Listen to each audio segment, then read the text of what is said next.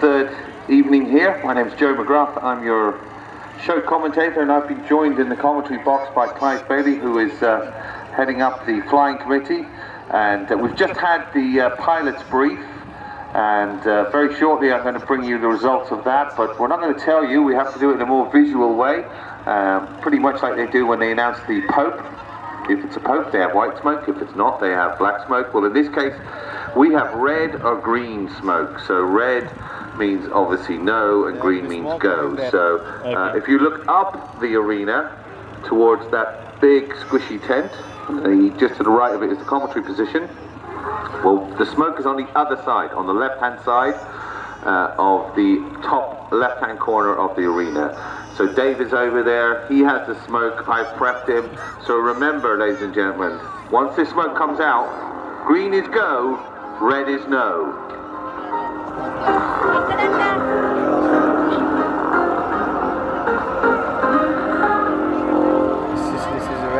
Smoke's coming out. Yeah. It's not good news, ladies and gentlemen. That is definitely red smoke. Oh no. So red smoke means no go for the mass ascent. Doesn't mean no go for the night glow, it just means no go for the mass ascent. But thankfully, I've got somebody I can blame right next to me, Clive Bailey. If you can blame someone for the weather, that is. Clive, I'm only joking, it's not your fault. I know you'd all go flying if you want to.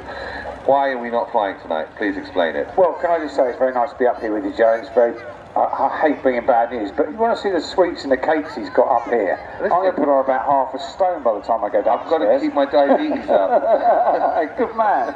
I'll come back to him often. Yeah, I'm really sorry, ladies and gentlemen. It's so great to see you all here. We're hoping it's going to stay dry for you in the early part of the evening. The shower side is definitely decreasing now, but it's very, very unstable air mass and certainly not safe to take balloons out. Added to that, the upper winds from about 500 feet upwards are way too strong to fly a balloon, or you can fly a balloon, it's landing the things that's a difficult thing. We're in a very sheltered bowl here, which is why we're just trying to inflate the balloon out there. I think you might see it flap about a bit in a minute when it gets you some gusts. So yeah, it's just unsafe to fly. We're very hopeful that the night glow is going to be absolutely superb, because as the air cools down when it's touching the ground, it goes like pea soup. So that should be great later on, but it's just not the right time, or it's not going to happen in the right time for us to go flying. Okay, I'll be honest, I didn't think it was going to happen because today has been so changeable. We've had these big showers come through, and then there was big gaps of sunshine, so active. And you can still clearly see, if you look at those little fluffy clouds, they're scooting along a lot faster than the air that we can feel in here. So as Clive was saying, not so much about the wind in here, but the wind like 500 feet up. Yesterday though, we had a clean sweep. Both morning and afternoons went. How did last night's flying go? Right, you know, we delayed it, didn't we, Joe? Yeah. We were in an hour, and we had Ian Ferguson from the BBC, our BBC weather presenter. He's here. I would call him a weather nerd. He's a really, really nice guy, but he's so clever with his weather models, the computer models that various Met offices around the world put out. And he was working on the French one. I was working with the Met Office in Exeter, and both models said there was going to be some instability, which is unstable air and cumulus clouds, which are not good for ballooning, forming over Bristol, over the city, around about 8 o'clock. And we looked and it all dissipated out. We sent the balloons off, and there was some instability. It certainly wasn't dangerous, but all the balloons felt a bit of a knocking around and a change in direction. So it just goes to show they're becoming more and more accurate with their weather forecasting, which is one of the reasons that we now believe them, whereas I used to say little boys that tell lies would rather be weather forecasters. Yeah, no, it's getting amazing what the satellites can do as well, and the information they provide. So, unfortunately, like I said, we're not going to do the mass ascent. How are we looking for the night glow? Night glow we're going to do the mini night glow at 8 o'clock, and then at 9 o'clock it'll be the big boy night glow. Yeah, so the night glow is looking very good. I just spoke to Law at the Met Office. The shower situation's dying down. You can never absolutely say we're not going to have a such shower.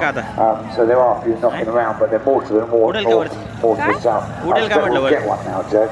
Now I've said that. but it's looking very good for the night globe. We've got a night globe briefing at 6:45. Ian Martin's getting all the teams ready for that, and it's going to be once again those real famous Bristol night globes, and I look forward to that. Awesome. And see some pedaling going on in the middle. We're going to see some more of that tonight. Yeah, we're just getting one out now. Straight in there with the balloon. We're just going to stand her up and just so that we can see what it's like. Give us a good indication what it's going to be like for later on. You know, David's balloon is like a weather vane. Well, that's right. He's keen. Okay, cool. Clive Bailey, everybody on the flying committee, thank you very, very much for your work. Clive is one of many, many volunteers here, giving up their free time, not just over the last 4 days, but all over the year. A lot of planning goes into this. Something else I want to talk to you about, Clive.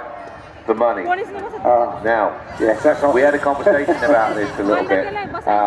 The price of everything, let's face it, is going through the roof, and we all feel it in our shopping pockets. But Panamax has put on a free balloon fiesta.